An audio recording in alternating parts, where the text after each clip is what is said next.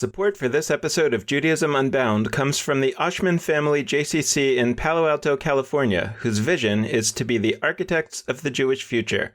The Oshman Family JCC is an incubator for new expressions of Jewish identity.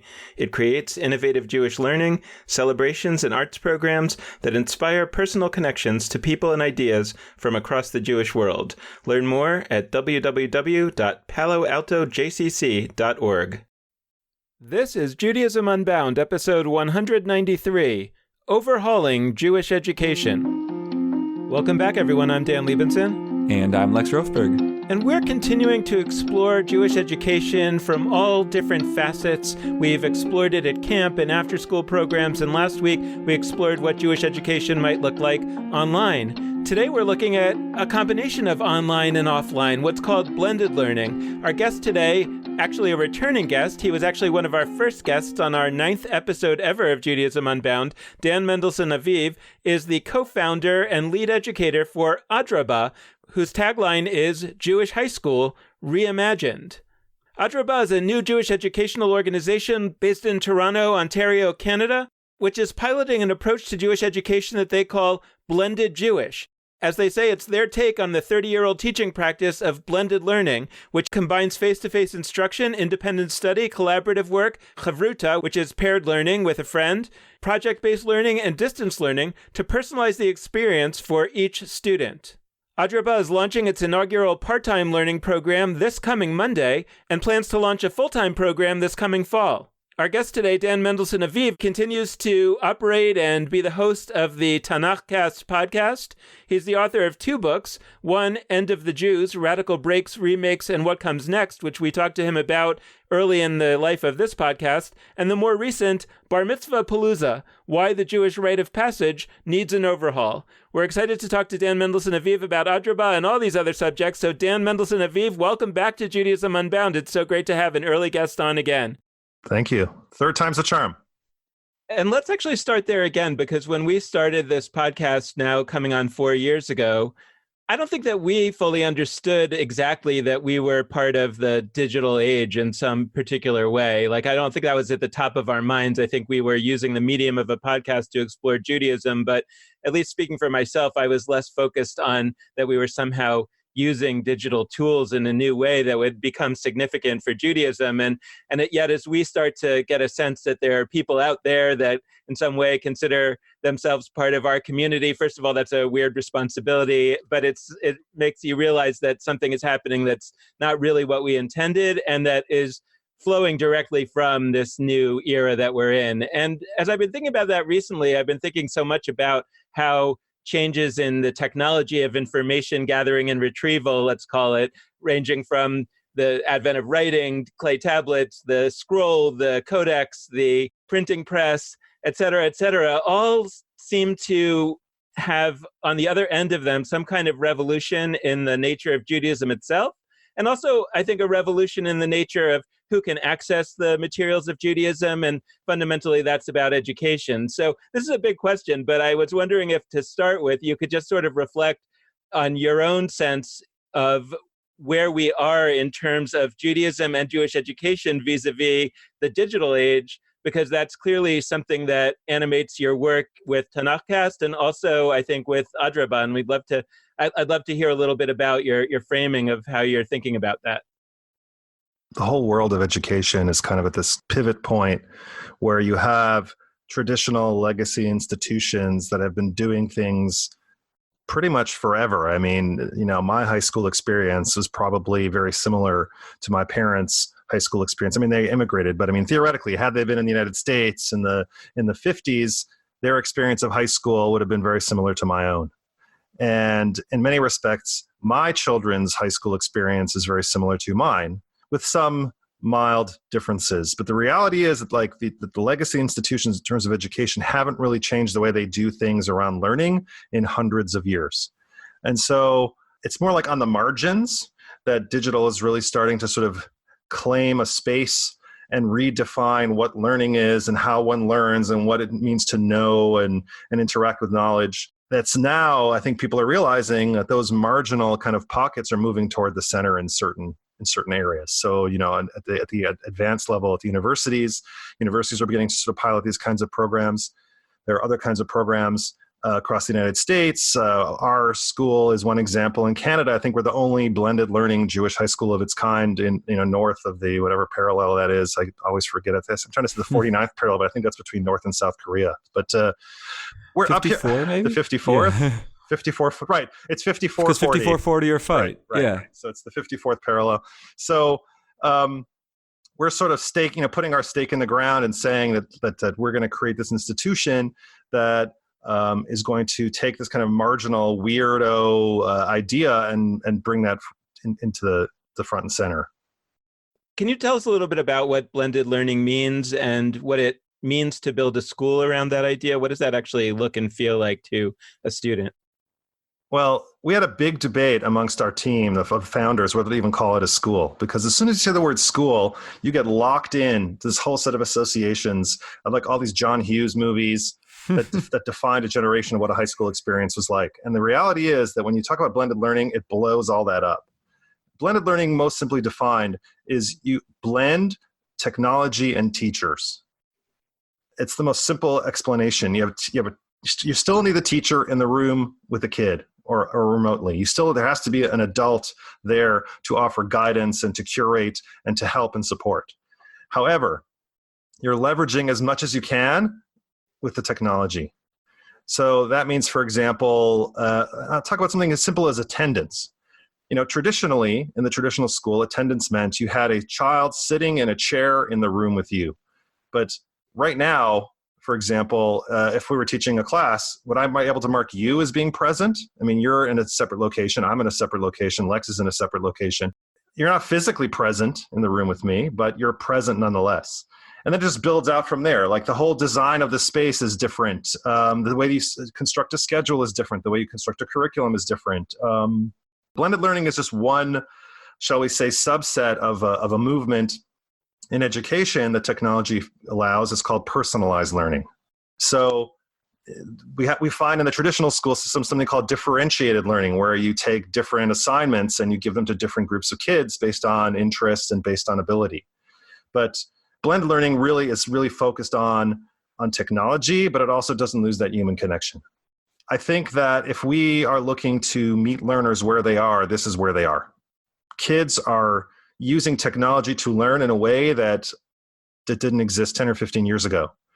And I don't want to spoil anything for anybody about Stranger Things 3, but there's that moment, I don't know if you've seen it, where the mom has a question about why her magnets demagnetize. Now, kids today would just Google it.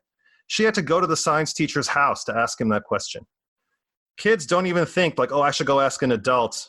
There's something I don't know. I should go ask an adult. The first stop is Google. The second stop is YouTube. And that already is a fundamental shift in the way you learn. So you're doing more, how do you frame the question? How do you know the answer you're getting is a good one and valid? That's a very different process than, I don't know, I'm going to go ask the person who knows, and that person's going to tell me what I should know. End of story. It's fascinating what you say, because just a few months ago, my daughter had her bat mitzvah, but among the other things that she did for her bat mitzvah was she wove her own tallis. But the thing is, she didn't know how to tie on the fringes in the corners. And so the last person she thanks in her bat mitzvah speech is, quote, the dude from Jewish Pathways on YouTube who taught me how to tie the tzitzit, the fringes. And it's tremendously empowering as a learner, right? You're not this passive consumer of knowledge. You are consumer, but also user. She has taken that video, she's integrated it into her life. And so there's an actual artifact she created, with the assistance of that YouTube clip. Just to flesh it out a little bit more, there's this glorious part of your website that's about a typical week at Ad Rabbah that starts with "There's not a typical week at Ad Rabbah," which I liked. But to the extent that you can try and distill what blended learning actually means, how much individualized time is there, how much time with the teachers, or how much group time is there, those kinds of things, that would be really helpful. And also sort of subject matter wise, what kind of subject matter are you going into? What does the Jewish side look like? What does the secular, math, English, etc. side look like? So we're currently in phase one in the development of our school. So we had grandiose plans of opening up, a full-time program and people were going to come running by the hundreds to sign up. But we realized fairly quickly that that's a bit too ambitious. So we started with a part-time program. That nonetheless is still modeled along the blended learning model. And so I'll give you an example. This course that we're currently offering is a comparative religions course. So it essentially follows the model of the Ontario Ministry of Education's curriculum on this matter of how you do comparative religions. But because the learning goals that are established in this ministry document are very, very broad, we can do and be very creative in how we achieve and accomplish those goals. So although on paper it's a comparative religions class, in the humanities booklet and on the ministry bookshelf, what it effectively is, though, for Adrabah is a medieval Jewish history course, where we're looking at the fallout from the Bar Kokhba revolt, the evolution of the church in its early years, and it's becoming this force in the world. And then as we move through history, we look at the rise and expansion of Islam, and then the different streams in Islam and how they interact. And throughout all of that, we have specific learning goals that we're looking for our students to accomplish. But there's tremendous flexibility. That's where the personalization comes in. We look at assignments more as not as requirements, but as recommendations or suggestions. And then students can either take them as they are or say, well, I'm interested in this topic, but can I do something related to it that's more artistic, or more, I'm more comfortable talking in front of a webcam instead of writing, or I'm more comfortable with writing as opposed to presenting in front of a room.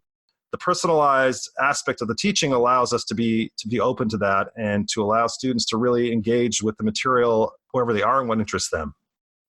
I guess I have two questions. What does it look like now? But more profoundly, what is the vision of the future version of a school like this, or whatever you want to call it, of Adrabah? If you could dream of what it would be like there's a physical place. Are there multiple physical places? Where are all the people? Where are the teachers? Where are the students? How does it all work? Right. So for phase one, I'll just talk through that as an example because that's what's happening right now. We have what we call our mothership, which is in one location. And then we have satellite locations further north in the city and then in Hamilton, Ontario. So I'm going to be teaching the course at our mothership location, and it's going to go out via a piece of software that we have so that the kids in various locations can also watch what's going on when I'm interacting with the kids in the room with me. They can chime in with questions. There's going to be a simultaneous back channel chat for kids who maybe aren't so comfortable asking a question in front of the group. They can just sort of shoot me a text and I can address that question that way. I also have a stack like a presentation that sort of is going to take us through the class that provides kind of lecture notes.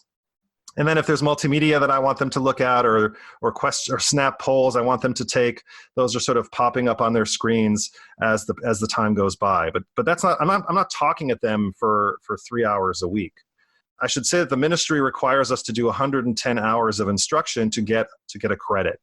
And so it doesn't mean, though, that I have to be talking at them for 110 hours.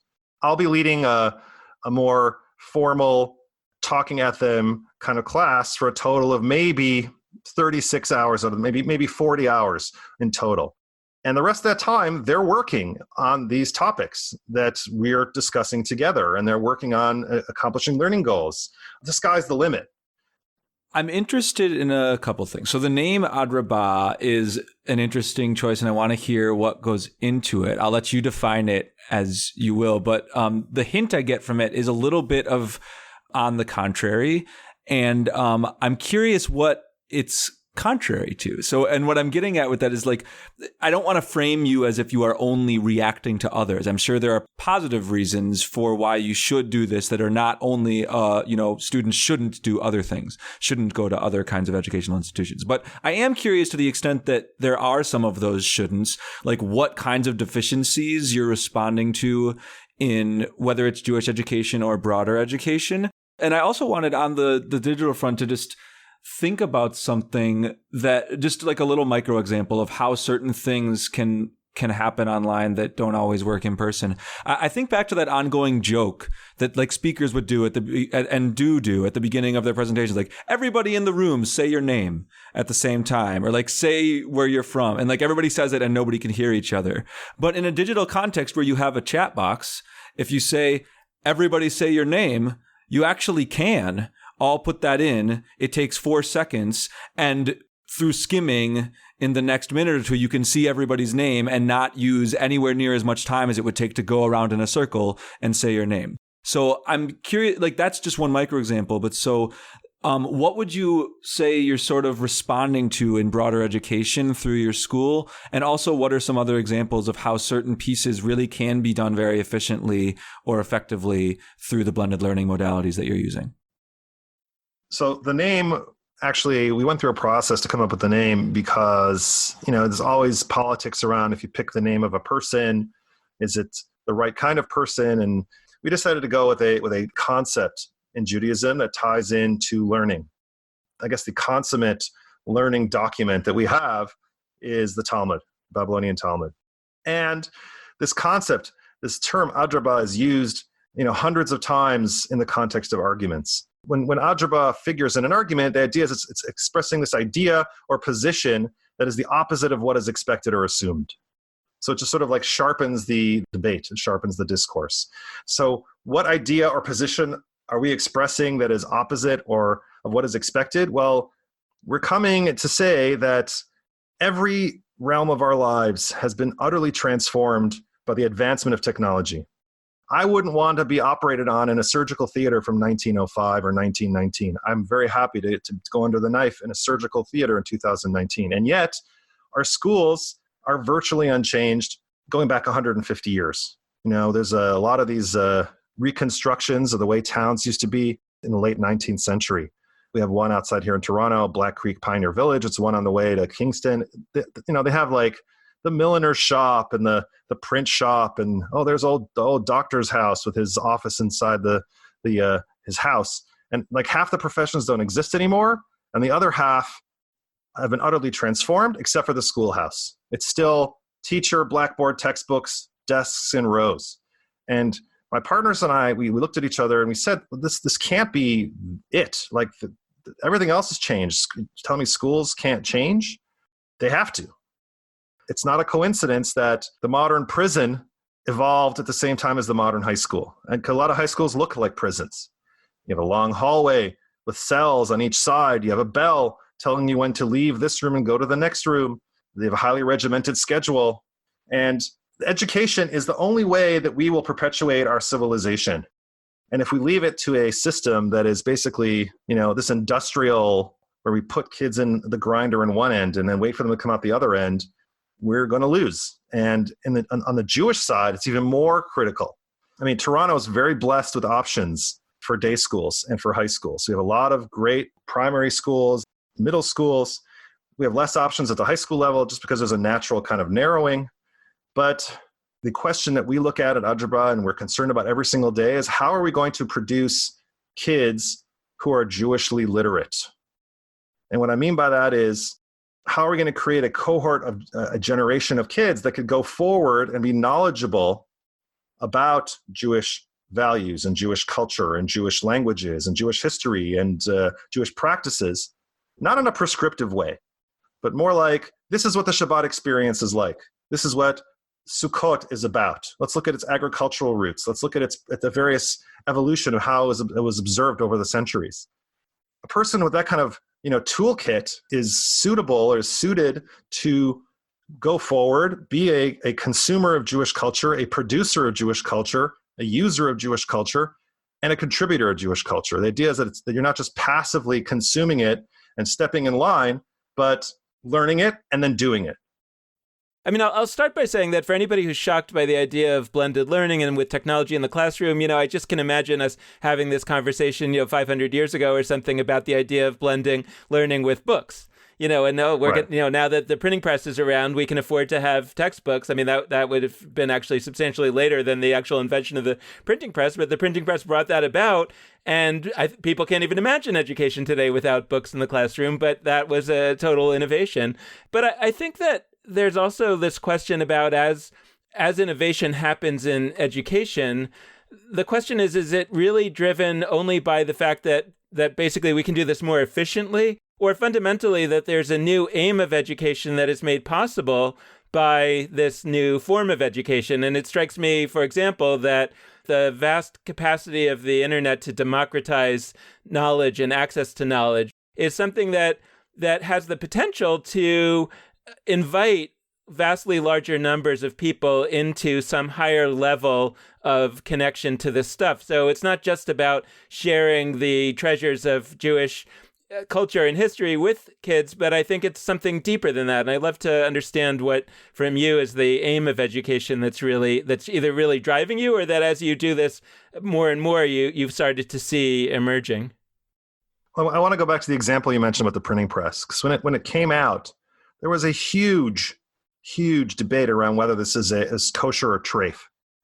And there were those that said it was, that printing, using a printing press is melechet kodesh, that it's a holy task to print books.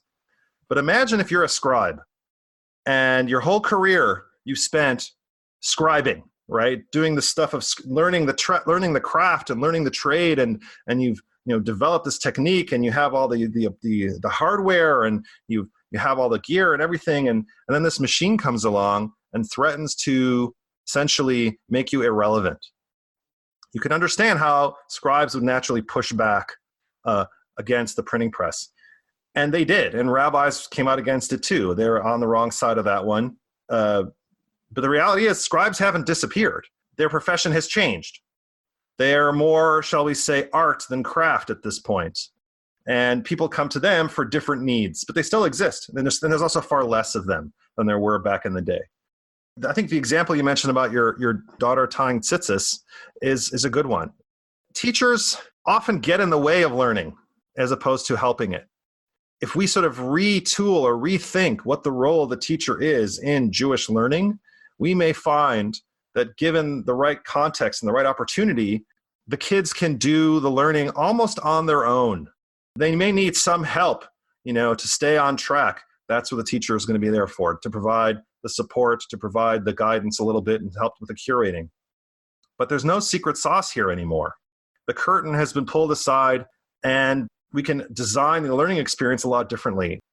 This is about taking an immensely powerful tool, putting it in the hands of kids, saying, this is an immensely powerful tool. We're going to show you how to use it responsibly, and then we're going to let you use it.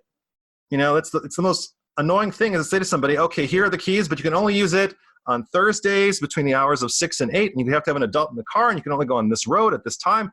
What would be the point of that? And there's also kind of a scary thing for the adults to sort of say, we're relinquishing control, and we're relinquishing, the reins, and we're saying to this generation of kids, like, it's all up to you now. I want to think more on the term literacy that you brought up before. I'll be frank, it's a hard term for me in Jewish education. It's actually one that I frequently push back on. Because your lens sounds so similar to mine, I'm curious to hear how you get to that term, given the objections I have. So I'll state them. But my issue with the term literacy, that I may have communicated this at some point on the podcast before, I'm not sure. Yeah, I do recall this conversation, yes. Yeah, my issue with the term literacy is that it implies a language that is stagnant, that you learn how to read that alphabet. Or, I'm thinking about what literacy is in terms of being able to read.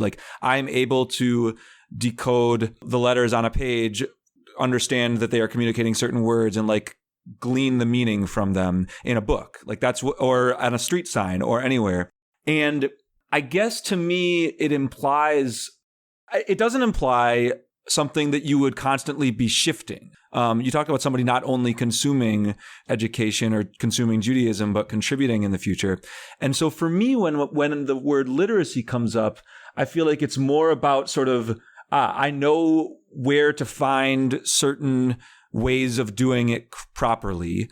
I know how to decode words in Hebrew. I know how to participate in a service. I know how to participate in Jewish holiday rituals.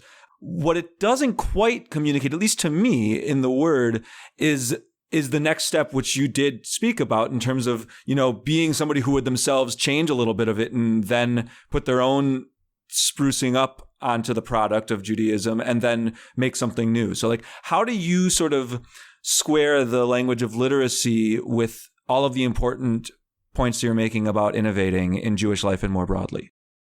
Well, I totally agree with you about the connotations of literacy, but that's the foundation. The thing we also talk about is engagement. That's the sort of the second, I'm not going to say leg on the stool because then the stool would fall over. We need a third one. But the idea is that literacy comes first, and then you can make a choice.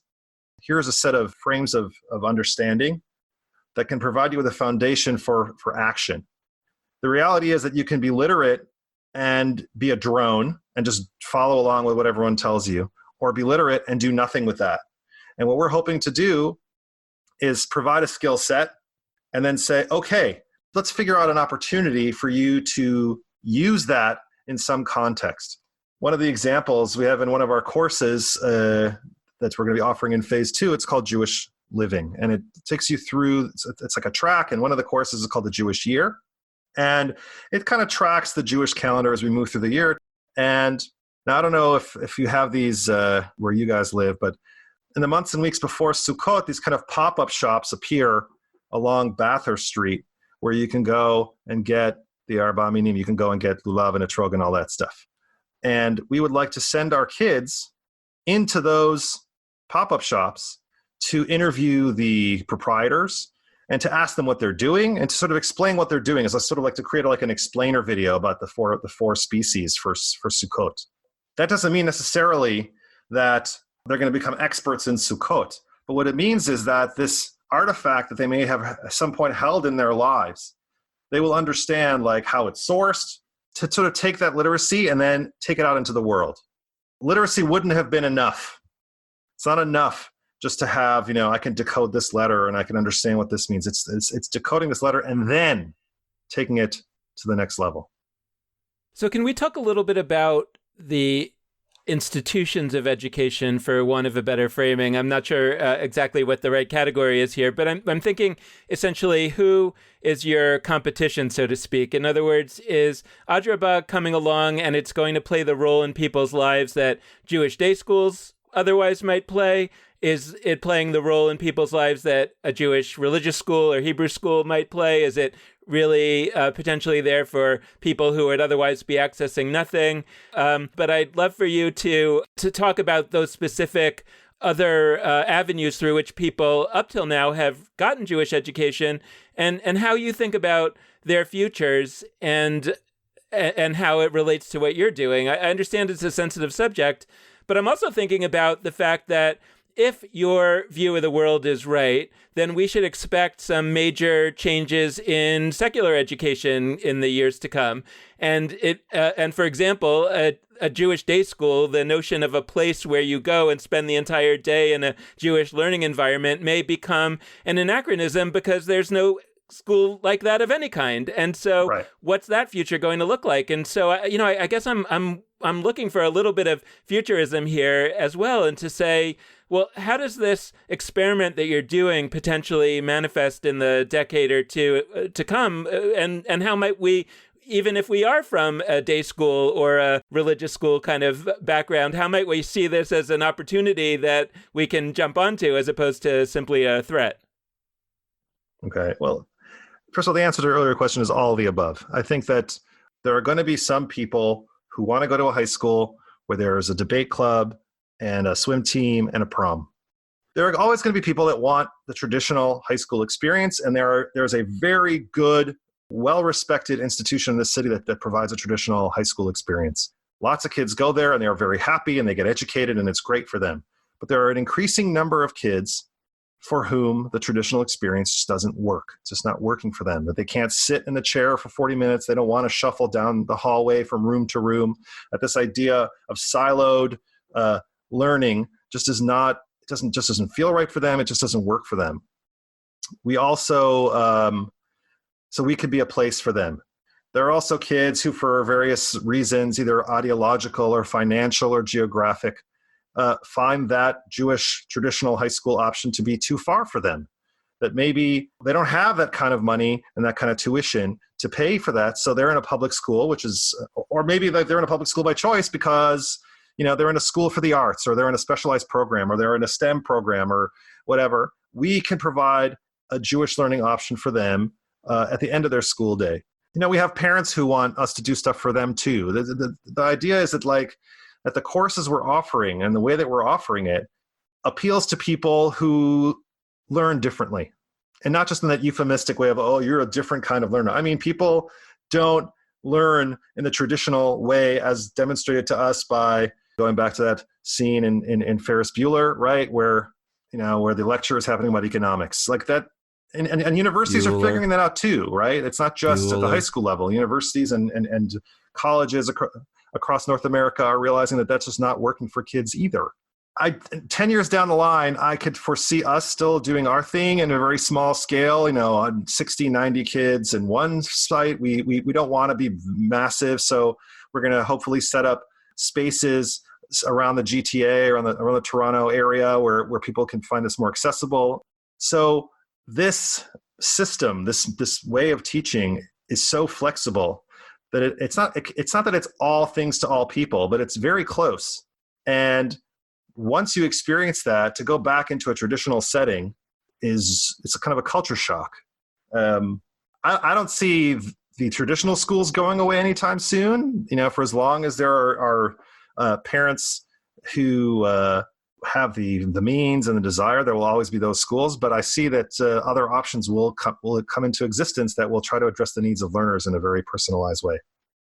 As we wrap up this part of our conversation, I'm just thinking about asking you a question about the sort of objections to overuse of technology and the concerns that I think are legitimate, and how you think about those. And also recognize the fact that I think people had very similar concerns about books, not until very long ago, and when I was a kid growing up, the big concern was that there were kids sitting with trashy novels, hidden within their school books, or that they were studying the great literature through the graphic novel form or something like that. And that, to some extent that was true, but that isn't something that should stop us from using the technologies that we have. At the same time, I think that there is a concern, rightly so, that screens are all the more addicting, that kids are already using screens all the time. Is there some way to think about that in a way that kind of gives comfort to those who have those concerns? Well, we hear that a lot in our open houses and with our parent meetings, that parents are concerned their kids are going to be holed up in their rooms, in front of a screen 25 hours a day, 9 days a week. There's kind of three answers I give, and depending on how harried and how panicked the parent is, I usually pick one of the three. I think they're right to be concerned, but also parents can also say no and say to their child, like, you need to turn your screen off now. That being said, there's also, I think, an aspect of this that's kind of a bit of a moral, I hear the moral panic around screens in the same way that the moral panic existed around the telephone, the landline, that like boys were going to call girls and girls were going to call boys on the phone, and no one would leave their homes to socialize and just stay at home all day talking to each other and getting into mischief. The same was true about comic books in the 50s. The same was true about pretty much any new advancement in technology, so I tend to sort of take these things with a grain of salt. At the same time, we're still in very early days. I mean, how long ago was the first iPhone? Was it 10 years ago, 11 years ago? So we're still trying to figure out like all the etiquette around it. And the algebra means of learning is not centered solely on tech. Tech is the tool. And like any tool, we have to learn how to use it judiciously and appropriately. I wouldn't use a hammer if a tweezer was appropriate. I wouldn't necessarily use, a laptop if a book will do the same. And we actually have, we actually do use textbooks. We do use textbooks. You've even written some. Yes. But, that we have Marcus's Jew in the Middle Ages, right? We actually have copies on hand, made out of trees. It's not just, in Elon Musk, we're going to jack right into the human brain and download all the information. The technology has a place. It's not the place. It has a place. Hammers are getting shout outs on the podcast. We had an episode a while back with Andrew Raymer talking about hammers being used in interesting ways. Hammers are this weird ongoing thread. Cool. Question time. And then no longer ranting about hammers, I think.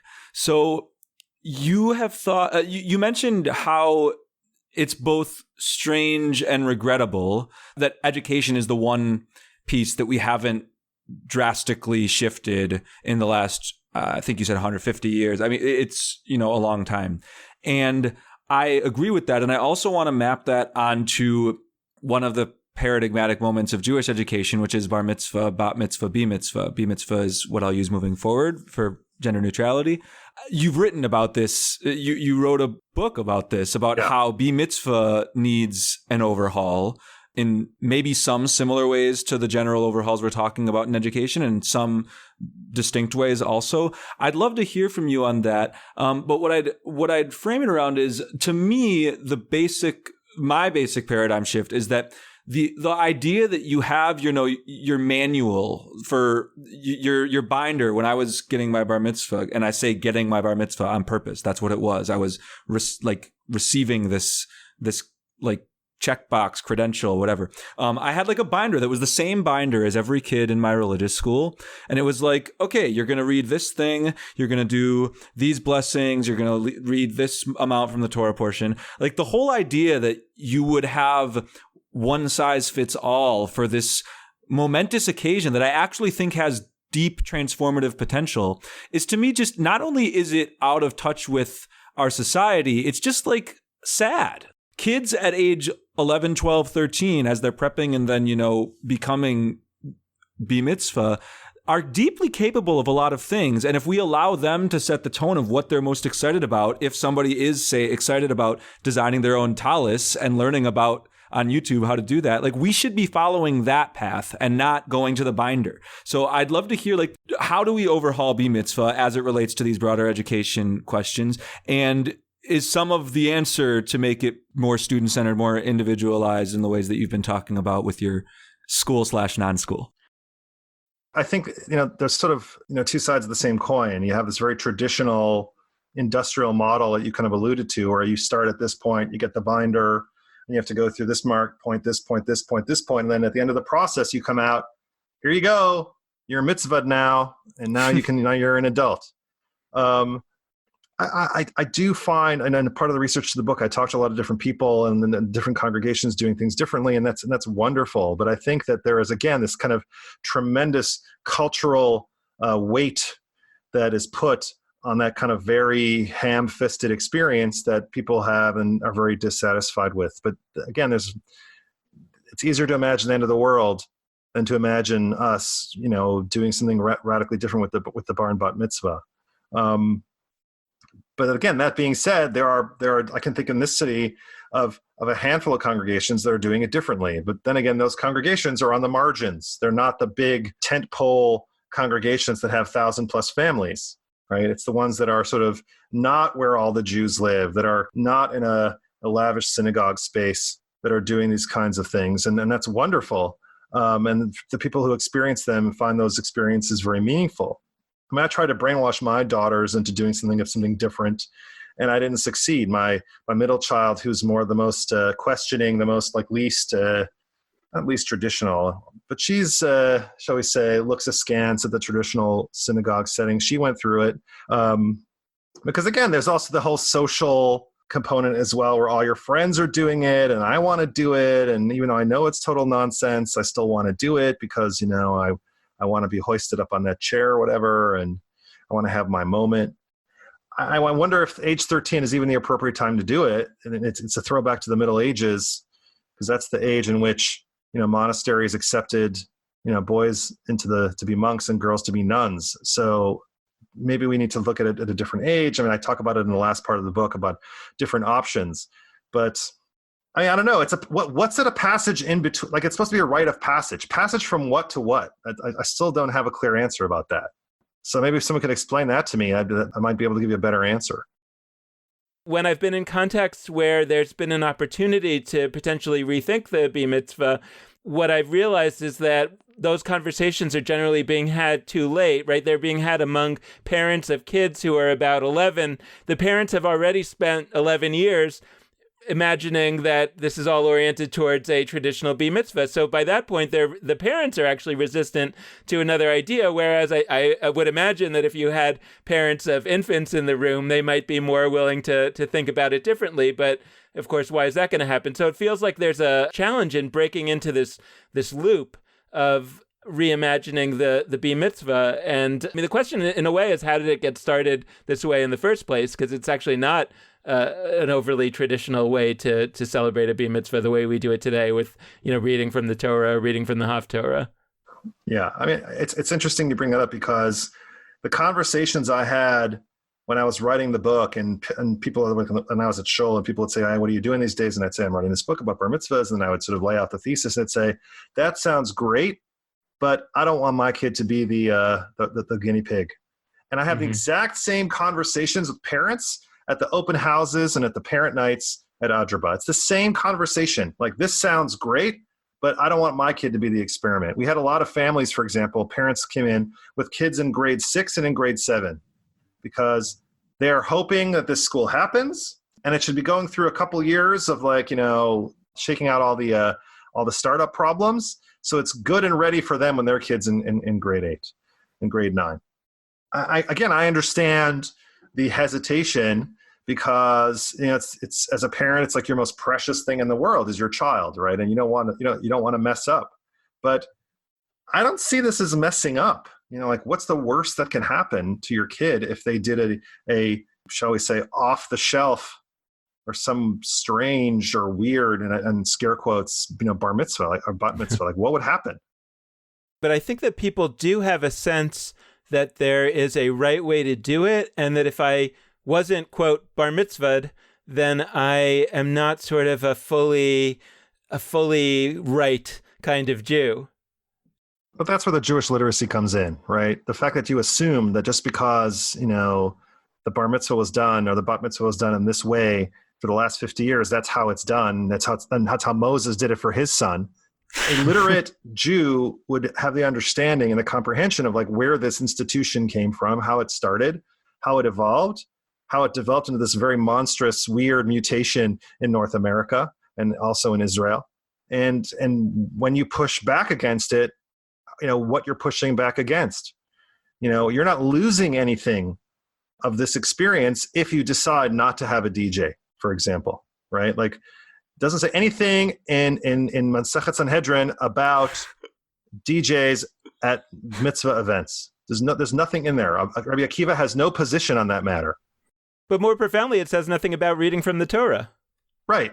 So when you start to peel away these layers, and again, only a Jewish learner who feels comfortable and literate enough could say, I'm going to take on this issue. I'm going to do a little bit of research. I'm going to look into it. And realize, hey, wait a minute, Torah reading, kids, the Yemeni tradition is very different than the Ashkenazi tradition. Those kids are putting on tefillin and doing stuff that only post bar mitzvah and bat mitzvah kids do.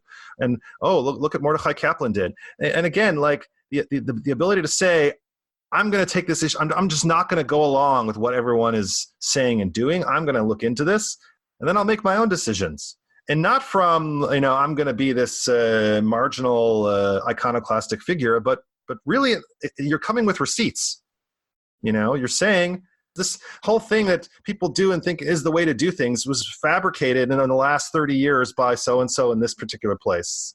50 Cent didn't perform at my kid's bat mitzvah, but that's not because it was in violation. It was just because I didn't have the budget for it. But it's interesting that it takes us a little bit full circle in a way to what you're doing with Adrabah, because as I'm reflecting on this, I'm thinking about, so very late in the game, right? Literally a couple of days before her bat mitzvah, when my daughter realized she didn't have the fringes tied on, she did this crash course in YouTube to figure out how to do that. But what if she had studied at Adrabah for a number of years and was already used to the idea that anything Jewish I do a deep dive into YouTube and into figuring out what it's all about. I don't accept any notion that somebody is telling me about Judaism just on the level that somebody just told me this is what we do. Then I think she might have discovered for herself that a bat mitzvah doesn't have to have this or that component. And when I told it to her, she kind of said, I'd rather do it the more traditional way. But if she would have discovered it for herself, I think there's a greater likelihood that she would have felt, yeah, I want to do this my way. And that way would have been totally kosher. And at Adrabah, we would have shown your daughter how to use Sefaria as well as a tool, sort of as a supplement to what she sees on YouTube. We would give her the tools to say, I'm going to look into this myself and figure this whole tzitzit thing out. Because the Karaites, the way they tie their tzitzit looks pretty dope. With that blue string in the middle, much more fashionable and exciting. But what's all that about? Let's look into the Karaites, right? So again, it's all about like knowing the kind of question to ask and curating the answers. One of the things we talk about, because you asked earlier about our competition and the context, we at Adrabah, we value the asking of questions, right? We're not here to provide answers. In the case of your daughter, Dan, it's about how do I tie this tzitzit now, and so it's on my talit. Great, let's do that. Let's look into that. But let's go back to the sources of the commandments and how it was applied, and the talit katan, and there's a whole world of texts and traditions and values to look into, rather than simply saying, well, that's what you're supposed to do, end of conversation. Well, I think that this is helping me put out, I think, what's a concluding thought, and then I'd love to get your reaction or any other thoughts that you have. But when I think about the Bar Mitzvah and the concept of what it's all about in theory, is that somehow we are preparing you to be the kind of Jew that we expect you to be in adulthood. And then you're going to have this ceremony where you kind of do it publicly for the first time. And then you're one of us. You're an adult and you'll sort of act accordingly. And perhaps in a certain view where what it meant to be a Jewish adult was to come to synagogue and to lead the services, read from the Torah, whatever, that might have fit in. Now, the real history of the Bar Mitzvah in America is not really aligned with that, but you could even theorize that would make some sense. But I think that, first of all, we know that most of the kids who are having a Bar Mitzvah are actually not going to do those things as the major part of their Jewish life. But more profoundly, it would be interesting to ask, well, what could they be? What should they be doing as the center of their Jewish life? What might they be doing as the center of their Jewish life? And if what we know about the present and the future is that we have so much capacity to learn and to think for ourselves, I would imagine that is the Jewish adulthood that we're trying to orient towards. And so then the question is, what does a Bar Mitzvah look like that allows you to do that publicly for the first time? And then what would the education look like that sort of brings you forward to that time and that follows you afterward? Yeah, but the question you're proposing, I can imagine it probably scare rabbis and parents to death. The idea of what might they do with this going forward? What will this young man or woman before me, what will they do with this? They may do nothing with it. And is that something that the parent or rabbi or educator is comfortable with? But that's the risk we have to take. It's going to come down to individual parents and individual families deciding this is the kind of education I want my kid to have. Thank you, Dan Mendelsohn Aviv, for this third time's the charm guest appearance. We really appreciated the conversation. You're welcome. I appreciate the time. Thanks. And thanks, of course, also to all of you out there listening. We hope you've enjoyed this episode, and we hope that you'll tune in again in the future. We want to close this episode out in the same way that we always do by encouraging you to be in touch with us, and there are a wide variety of ways for you to do that. First, you can head to our Facebook page, Judaism Unbound. Second, you can go to our Twitter feed at Judaism Unbound. Third, you can go to our website, judaismunbound.com. And last but not least, you can hit us up via email at dan@judaismunbound.com or lex@judaismunbound.com. The last request we like to make is that we deeply appreciate any amount of financial donation that you're able to send our way. And you can do that at judaismunbound.com/donate with either a one-time gift or a monthly recurring donation. We especially love those. So thank you so much for listening. And with that, this has been Judaism Unbound.